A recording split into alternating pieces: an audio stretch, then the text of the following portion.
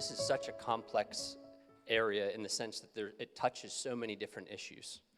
It's not that complex of an issue when we really look at what's going on, the truth of the matter, but it's complicated in the sense that it touches on so many different areas because it's denying such a fundamental truth that weaves its way through so many different areas. So I really want to focus in on some of the legal issues, tie some of these things together. But I want to talk about just one of the many cases, and I'll talk about a few through this. We represented a Catholic family, a couple who had a teenage son who was making some friends on the internet who started identifying as the opposite sex. His friends were. He had some autistic tendencies and some psychological issues, and so he started to identify as the opposite sex as well. This was in the summer. He went back to school. About a month in, the student had told his teacher that his family didn't affirm his gender identity. And this was a very loving family, a very respectful family. They had brought him to talk to the priest in their parish, and the priest prayed with him, and they were very loving, very kind. And they called CYS, and in the CYS notes of why they did the investigation and why they ultimately decided to take the child away from the family, they said because of the child's family's Catholic faith, they don't affirm their gender identity. So they took the child away because they wanted to do an investigation to determine, and this is in Pennsylvania, whether there was psychological abuse. Initially, right off the bat, in the first 3 days, they determined there was no physical abuse or anything like that. We got involved about a month and a half in to assist the family law attorney who was already helping. And it took about a month and a half more until this child finally got returned to his family. In the meantime, he was put into a home with a lesbian couple where he was cutting. They couldn't deal with him anymore, and so they ended up putting him in a group home. But during the investigation, when we were taking care of this, we found the resources, the training that the CYS agents were going through to deal with this type of situation. And in that, we found a really interesting, and the way that they framed things was, if you're just tolerating your child, that's a negative behavior because you need to be affirming and celebrating. And they went through and listed a whole bunch of things that normally you would say, hey, if you disagree with somebody, tolerance isn't a bad approach. You don't have to agree with them. But they did that for the families. And then what was really shocking is there was a quote, and that quote is from World War II era, Martin Niemöller, who was a Christian in Germany. And he said something along the lines of, I'm paraphrasing, first they came for the trade unionists, and I wasn't a trade unionist, so I didn't say anything. And then next they came for this group, and I wasn't part of that group, and so I didn't say anything. And then it concludes, and then they came for me, and nobody was left to speak up for me. Right? We've all heard that quote probably in some point in our lives. They were using this quote to analogize with the CYS agents who don't do anything to stop these terrible parents who don't affirm gender identity, to compare them to Nazis. That was a University of Pittsburgh training for these CYS agents. So that's the type of environment that we're in. And I know that we've heard lots of shocking things from many of the other speakers, but I also want to tell you that there is hope. Our hope is in a sovereign God. We're going to talk a little bit about some of the legal things that we can do, some of the legal things that are happening, some of the policies even in school districts that are encouraging that people can work towards. But at the end of the day, as followers of Christ, we're called to be faithful where we're at. We're called to work in the place that God has placed us in. We're not necessarily called, or we're not necessarily guaranteed a victory.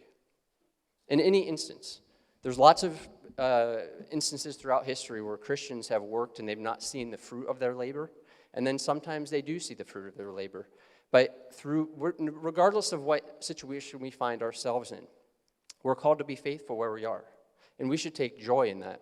Each day when we get up, that we have an opportunity in the spheres of influences that we have, whether we're a member of the legislature, whether we're a member of a school board, whether we're a parent, whether we're a member of a small group study that's simply praying for people who are working in those areas, that we can have an effect, and we're doing what God has called us to do.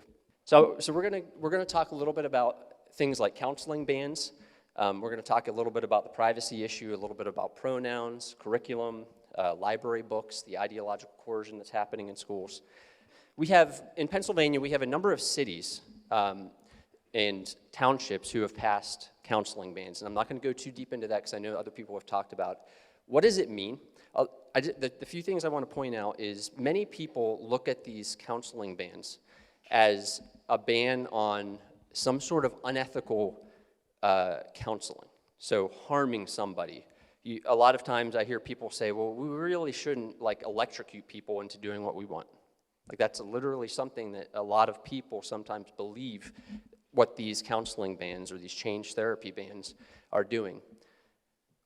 All they do is stop a person from seeking help to be able to cope with unwanted desires or help to abstain from acting upon those desires. The way that these counseling bans are often formed, and Governor Wolf just passed an executive order, or he instituted an executive order, which it doesn't do too much. What the executive order does, because he doesn't have a lot of authority, but it says we don't want to pay for anybody doing change therapy, and we're going to investigate anybody that we possibly can, because when he passed this executive order, people asked him, well, do you have evidence that this kind of stuff is happening in Pennsylvania? And the answer was, no, not really, but that's why we're doing this, so we can find out what's happening. But often they come up with these crazy stories about somebody being pushed down and put into a dark box and things like that that are most likely not true. But the things that they're actually trying to stop are simply no different than the types of counseling that anybody goes to when they go to a counselor to try to abstain from something that they don't want to engage in, whether it's overeating, whether it's continuously thinking about cheating on your spouse. These are all things, or pornography. You go to the therapist, and there's different types of therapies that people can undergo, but they're trying to stop the end goal of therapy, which is to live consistent with the person's beliefs or their Christian faith, versus methods. If you look, all of these bans, all of these therapeutic bans never touch any sort of unethical method. So let's pretend for a second that there are some therapists out there who are slapping people in the face every time that they thought about overeating, or slapping people in the face every time they thought about cheating on their wife or having a same-sex relationship. It would be one thing for a legislature to determine maybe that's not an ethical form of therapy. That's the methods or the means of doing the therapy, right? And that's a valid discussion that people can have. You shouldn't do certain things to folks in the name of therapy. But the end goal of therapy is not something that we should be touching when it comes to things like desiring to cope and live consistent with our faith. We represented a client who was about to graduate from his master's in psychology program. This is Pennsylvania. He had finished all of his classes but one, and he was finishing up some of his counseling hours. You have to have like hundreds of counseling hours before you graduate and get your license. And he, in his internship, he was with it was a secular organization, a psychotherapist who was overseeing him as he counseled clients.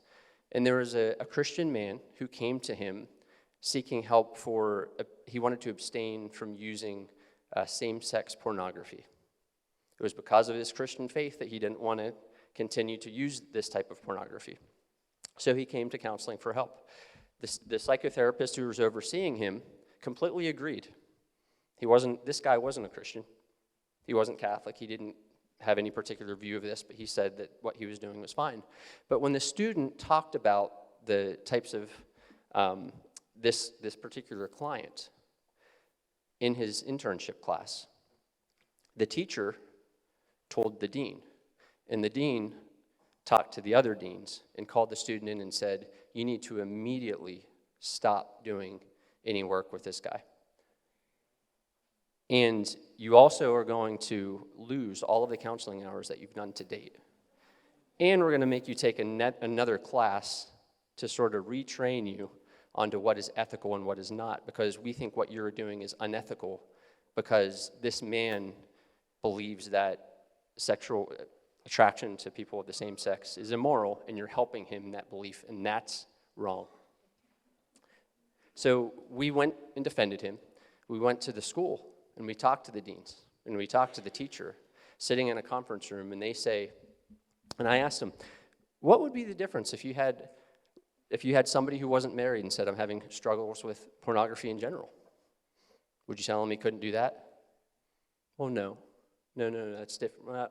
Well, maybe pornography is good sometimes. So they started, talking themselves in a circle. But the point was, the only ethical thing for him to do as a counselor, in their opinion, was to say, you're wrong, actually.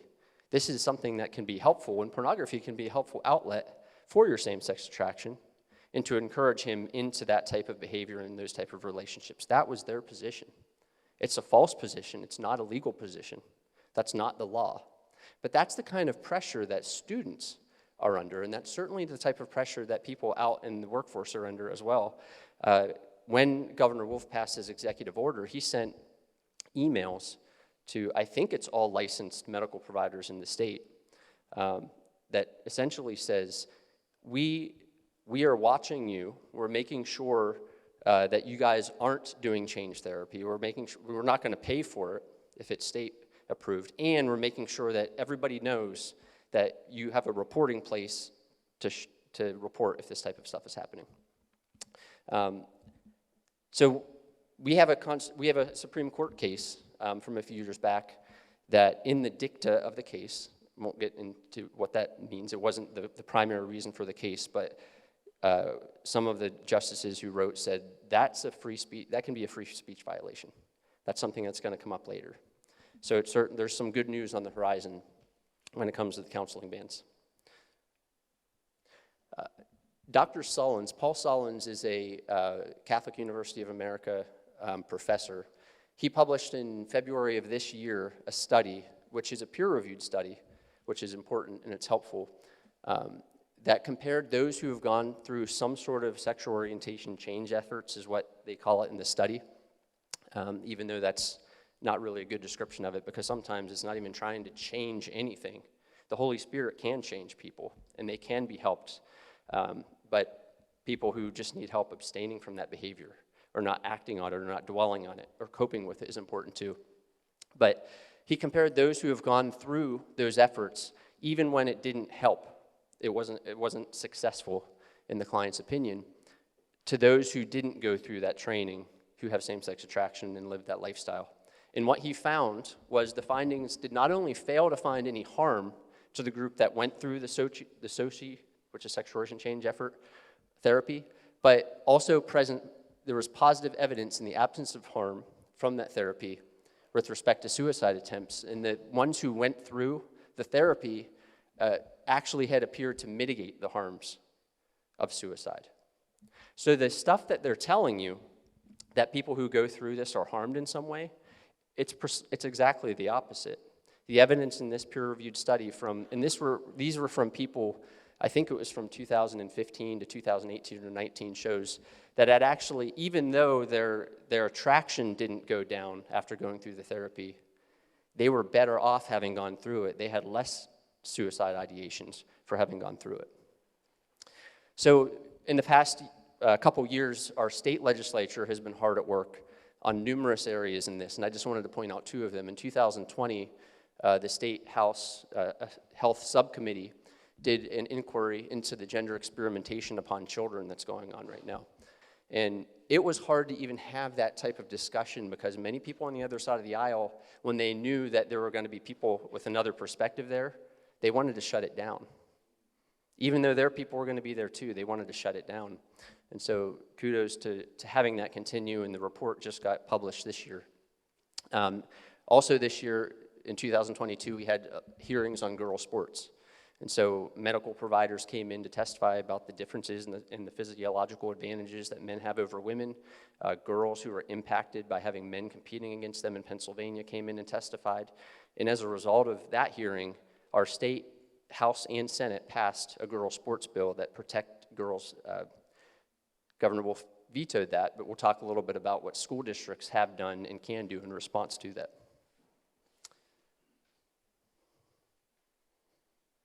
I'm going to skip the video, that one.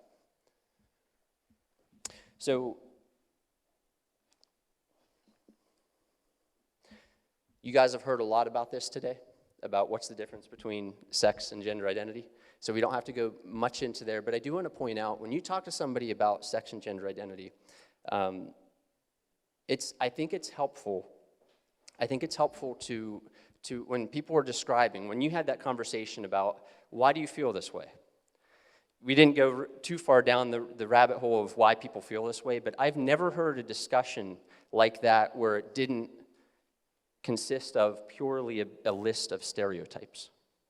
So, and I think maybe you did, like, do I like to play with trucks, or did I like to play in the sandbox, right? All of those things that are listed are stereotypes. So what we've really seen in society is stereotypes on steroids.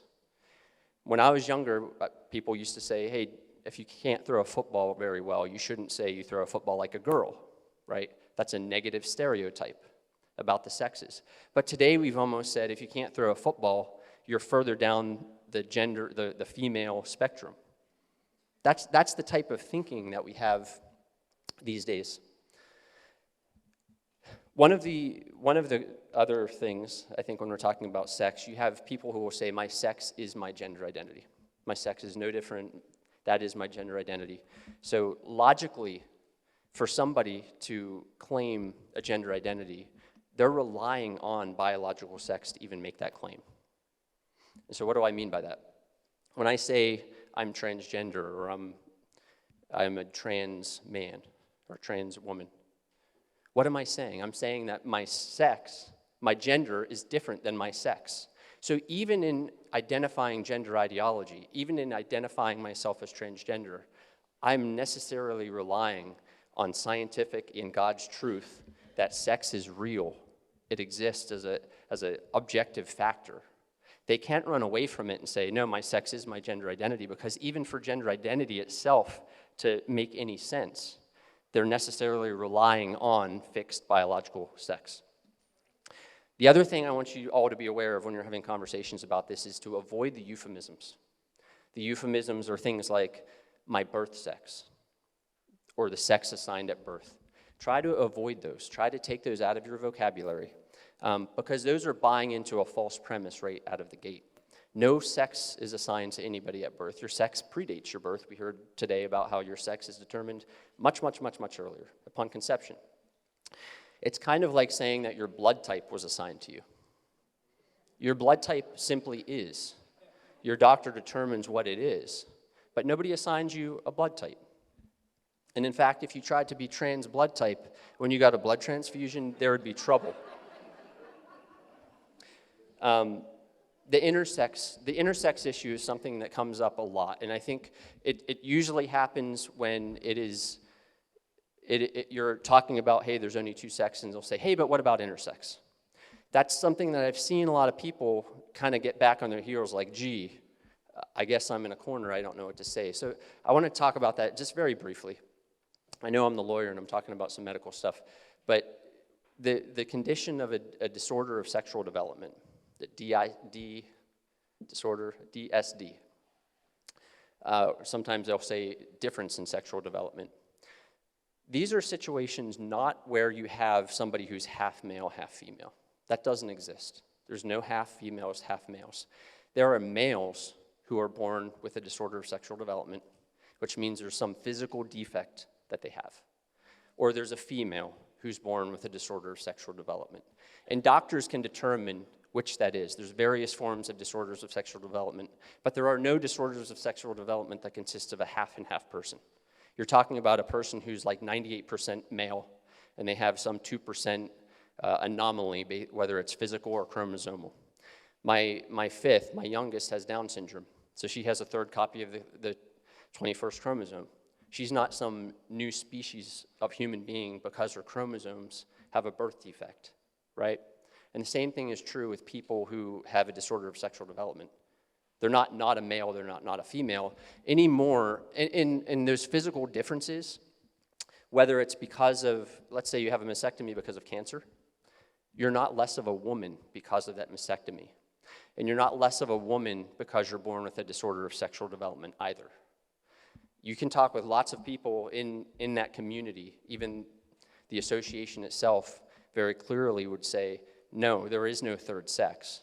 And we're not less of a man because I was born with a disorder of sexual development, and I'm not less of a woman. But what transgender ideology tries to do by globbing on to this area where there are physical defects or birth defects, they're essentially saying, by logical conclusion, that those people are less of a man or less of a woman because of the defect that they were born with. So when we're discussing the privacy issue, and I just want to quick note, we speak truth as Christians. We do it lovingly. And I think that most of us do that pretty well. We've probably heard that from our priests many, many times. I heard it all through Sunday school. I think churches did a fantastic job when I was growing up of teaching me to speak truth, but do it with love. But the one thing that I think is really important, especially in today's day and age, especially when you're talking to kids about how to deal with their peers on this, is to remind them what the Bible says about if they hate the master, they may hate the servant as well. So there's times that we're going to speak these kinds of truths, and I know that you guys have experienced it when you're talking about this issue especially, where you speak truth and you do it lovingly and you do it compassionately. And what's the response? Well, you're a hateful bigot and you want me dead. Okay. You did it as lovingly as humanly possible as far as you can do. You're not perfect. You're not Jesus. You can always listen to them and say, okay, how can I do it better? How can I improve my presentation? We can always improve, and we should always seek to improve, but we need to not be afraid to have the conversations, to have the discussions, or to speak up for fear of what the world might say. Sometimes when you talk about these things, people will say, let's not talk about them too much because it might harm our witness, right? Harm our reputation is different than harming our witness. I would say our witness and our character are fixed. They're objective, they're true, regardless of what somebody thinks about us. But our reputation is different, right? Our reputation can be true or it can be false. We should seek to guard our reputation as much as we can, but our reputation isn't the most important thing. If we're more concerned about our reputation than speaking truth, that's kind of like the approach of the Pharisees, right?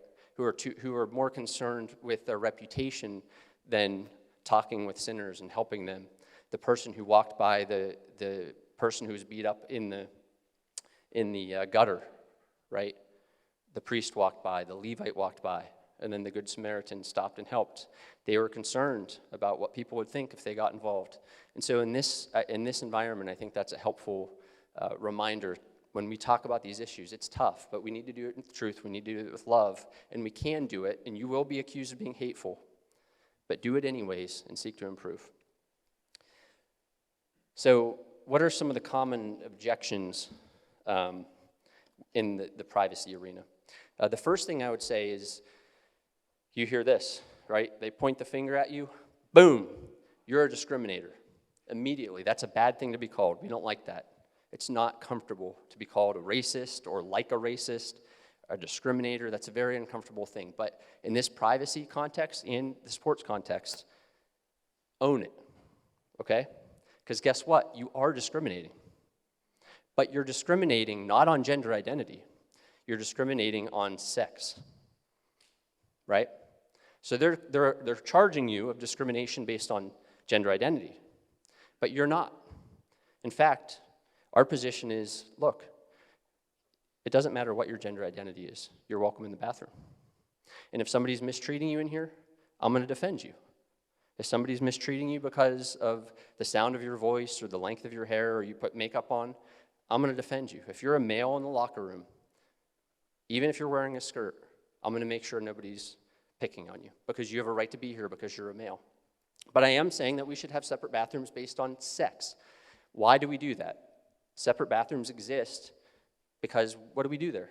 We expose certain parts of our anatomy which are the differences between the two halves of humanity.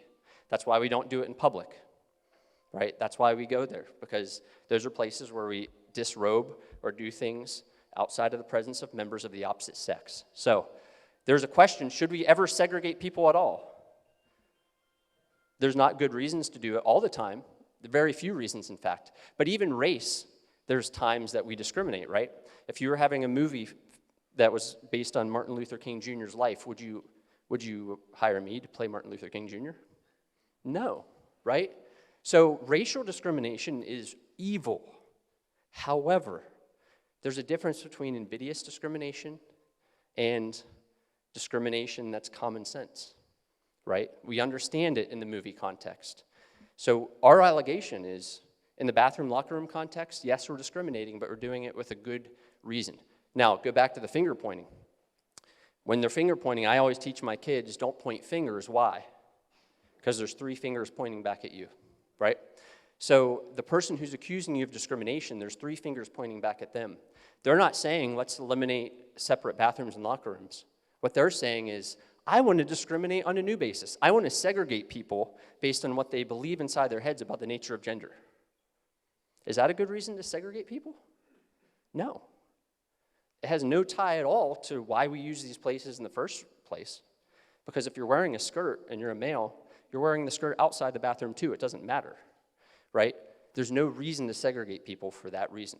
And there's another problem that gender identity isn't binary. So if you have 2 bathrooms, where does the pangender person go? Where does the demigender person go? Where does the two-spirit person go?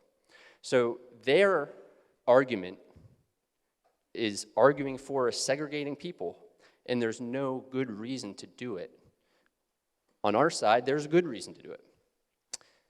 So, seeing that they have a problem, they say, okay, yes, okay, we're both discriminating. Granted, you've won. But you're really saying that you think that everybody who identifies as transgender are perverts and rapists, and they're doing it because they're gross and they want to like take a photo of somebody and get their rocks off, and that's why they want to do it, right? That's the next allegation. You're just saying this whole group of people are terrible people, and that's why you're doing it. Couldn't be further from the truth. I tell them this story. If you're a maintenance worker, I was a school board member for almost 8 years. Do we let male maintenance workers go into the girls' bathroom or locker room when the girls are using it? And the answer is no, right? The other side will agree with us. Why don't we let them go in the girls' locker room when the girls are using it? Is it because that we think all maintenance workers as a class are terrible people who are perverts and want to rape somebody? No, of course not. That's not why. The reason is because the girl's right to privacy from a person of the opposite sex is not contingent on what the man believes about anything. It's not contingent, so it doesn't spring into existence or cease existing based on the man's intent. Because a girl's right to privacy from a person of the opposite sex is hers. It belongs to her. It's not contingent at all on the man's purpose, good or bad, for being there. It's not contingent on his intent for being there. It's not even contingent on if he's a really nice guy. He could go in, avert his eyes, never dream of doing anything to hurt the girls. And he's there for a good purpose, right? To unclog the drain or fix the toilet. But her privacy doesn't depend on his purpose. It doesn't depend on the intent. So you can say, number one, it is safer because there are bad apples who do want to have access to victims. And these type of policies make it easier for bad apples to have access to victims. But I'm not saying that all people in that class are bad people, right? But the reason why even they, as good their intent may be, shouldn't go in that space is because it violates people's right to privacy that doesn't depend on what their intent is for being there. Title IX currently says that a recipient can provide separate toilet, locker room, shower facilities on the basis of sex, and that they have to be comparable to the students of the other sex. Title IX at 106.41 says that a recipient can operate or sponsor separate teams on the basis of sex. So we're going to talk a little bit about some of the case law, and I'm going to go really quick with this. But the 7th Circuit and the 4th Circuit both decided that schools have to let people use opposite-sex locker rooms and bathrooms. We're not in those circuits. The 11th Circuit, that case is still going in a case called Adams. But the 11th Circuit, one of the judges pointed out something that was a really remarkable thing for judges, and some of them have done it, but it's nice that it happened at this level. He said, these judges that are making the determination that this is discrimination are playing like a shell game. They're saying, this school is allowing everybody to use the bathroom based on their gender identity except these poor couple kids who identify as trans. And so therefore it's discrimination. And what this judge pointed out, he said, those judges have the premise all wrong. They stacked the deck right from the beginning and then got the wrong conclusion. These schools are saying we're separating them based on sex. in treating everybody equally based on their sex. That's why it's important what I told you before. We need to be able to distinguish sex and gender identity very clearly. And even the ideology for itself, for it to make sense, necessarily relies on the existence of a fixed biological sex. So that case may go to the Supreme Court, we're hoping. Third Circuit Pennsylvania case law. This is a very important distinction for y'all to understand, because most solicitors of school districts don't even understand this. That case says that schools in Pennsylvania can open up bathrooms and locker rooms to the opposite sex, but it does not say that they must. Okay? Very, very important. If those 3 judges that decided that case would have had their way, they absolutely would have said you must. But the rest of the judges on the court would not have. And so they took that out of the case before it was published. It wasn't even it wasn't what they were asking for anyways, but they knew that they couldn't go that far. And the good news is our Third Circuit is much, much better now than it was when that case was decided, based on we have some better appointees that President Trump got in since that case was decided. The next thing that's important to know, a U.S. Supreme Court case, Bostock. I'm going to go through real quick. It dealt with Title VII employment. And so it was 3 cases combined into one. And the question was, does gender identity and homosexuality, does that have any protection in Title VII based on its protections based on sex? So one of the cases dealt with a man who started identifying as a woman after he worked for a funeral home for years and years and years. He wanted to do funerals dressed in women's clothing. The employer said no, and eventually he left, and it was kind of a constructive discharge type of situation. So another one was the man was jumping out of an airplane. He had a client strapped to him. He made some sort of sexualized joke and said, "Don't worry, I'm gay." And so the employer fired him for making a sexualized joke. But the question was, do they get any protection under Title VII? So what the Supreme Court said in a 6-3 decision was sex and gender identity are different. We're not making a decision that means the same thing. But there was a but-for test that they went through and said, but for the fact that the person was male, he wouldn't have been treated this way. Or but for the fact that the funeral home director was male, he would have been allowed to wear the female skirt. So they had some protection. So a lot of solicitors in Pennsylvania looked at this case in the ACLU and all the LGBT groups and say, see, now you have to let people in the bathrooms and locker rooms, now you have to let them play the sports that they want to.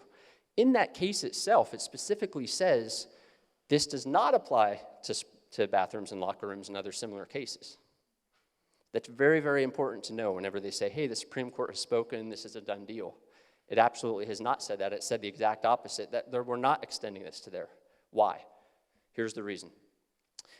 If Title VII in employment, you can imagine if you are fired based on your sex, when somebody says, well, you don't fire them based on their gender identity, those can exist at the same time, right? You don't lose your right to not be fired based on your sex just because they extended it to gender identity. But with bathrooms and locker rooms in sports, things like that, where the discrimination is permissible under law, if it's permissible to separate men and women in a certain way already, the but-for test doesn't work. The but-for test says, but for the fact that I'm a male, I would have been able to go in the girls' bathroom. The problem with that for the person who's male who wants to go in the girls' bathroom is, well, yes. Well, but for the fact that anybody is male, they would have been allowed to go in the girls' bathroom. But the underlying discrimination is permissible under our law. That's why it works. That's why the but-for test doesn't apply. That's why the Supreme Court said that. And that's why if you're an attorney here, you're getting CLE credit for that description of the case. So, executive orders. So the Biden administration has done executive orders about this type of stuff. He's tried to change regulations. The 2 things, or maybe 3 things that you need to remember, the executive order hasn't gone into effect yet. Executive orders and regulations, the executive order really doesn't change. You can't change existing law based on your executive order, so that was a wash. So then he tried to change the regulation itself, but regulations can't change the underlying statutory law either. So trying to add into Title IX this idea that girls, or don't have divisions anymore and boys get to play in their teams isn't something he's going to be able to do. It'll be sued immediately and held up in court. The third thing to really pay attention to, even on the DOE's website, the Department of Education, talking about the regulations that were proposed, they specifically say, this isn't going to deal with sports, we're going to try to deal with that later. Because even people on that side of the aisle realize, we can't just open up the divisions completely. We need to have some sort of rules. And they don't have any agreement on where that is right now, so they've carved that out. But that hasn't stopped solicitors and school boards from saying, well, we just can't do anything. Okay, so in Pennsylvania, there's one school district that we were represented to help put together some administrative regulations for after Boyertown. Boyertown was 2018. 2019, Elanco School District in Lancaster put into effect a policy that says we're going to keep multi-user bathrooms based on sex. So any of the bathrooms where multiple people can go in at the same time, like they have over there, that's going to be based on sex. At Elanco, any bathrooms like this are going to be open to anybody, just like on the airplane or just like in your home. You have a bathroom. It's one at a time. And then they also said, as we move forward and we're doing new building projects, we're going to add in more single-user bathrooms and locker rooms. And so that was the policy that they put together. It's kind of similar to how ADA says if you're building a new building, you might have to put in an elevator, but you don't have to put an elevator into an old building. They were just doing this on their own free will, and nobody has sued them. And the reason nobody has sued them is because they don't want to create a roadmap for other school districts to necessarily follow, but this is a great roadmap for them to follow. The upper left-hand corner is a national champion, used to run in the girls division in college, and used to run in the male division, switched to the girl division, became a national champion. The one in the middle you're probably familiar with, Thomas, used to swim in the male division, switched to the female division, national champion. The ones on the right-hand side, I think between the two, they have 15 state titles in Connecticut that used to be held by 11 different women. So all of those girls who used to have their names up in the banner in the gym are now not there. The girl who would have got third place got fourth place, so she didn't get a medal. The girl who would have run in the final heat but missed it by 1 or 2 spots didn't even get to run in the final heat. And it goes down and down and down. So this isn't just unfair to girls who identify as girls. This is also unfair to girls who identify as something else. Because of gender ideology, what's happening, and we've heard how it's mostly girls who this is impacting. Girls who identify as something else feel pressure to go and try out for the male team. What happens? What happens? They don't make it. And if they're really, really good, if they're a phenom, they might make it, and they're not going to play as much. And that happened right here in Pennsylvania at Bensalem High School. There was a girl who used to play soccer and basketball, and all through junior high, and then I think in the beginning of high school as well, started identifying as male, and then quit playing sports because she couldn't make those teams, and talked about how hurtful and how tough it was for her. But every girl that we've talked to said, we would welcome this individual on our team. We don't care how they identify their gender. They're welcome to run with us. They're welcome to play basketball with us. But this is harming them too. It's not just girls who identify as girls. It's harming the ones who are enmeshed in the gender ideology in more ways than one, but it certainly hurts their competitive opportunities. In Pennsylvania, we were retained by Hempfield School District in Lancaster. And we helped them draft a policy to protect girls' sports. And so this went into effect almost right after Governor Wolf's veto, which was really nice because it was like a veto to his veto. Oh yeah? Well, we're going to do it anyways. And so that's what they did. And there's other school districts that are considering that now as well.